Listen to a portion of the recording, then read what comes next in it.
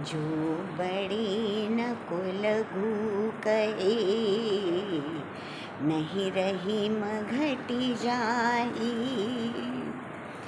गिरधर मुरलीधर कहे, कछु दुख मानत नाही।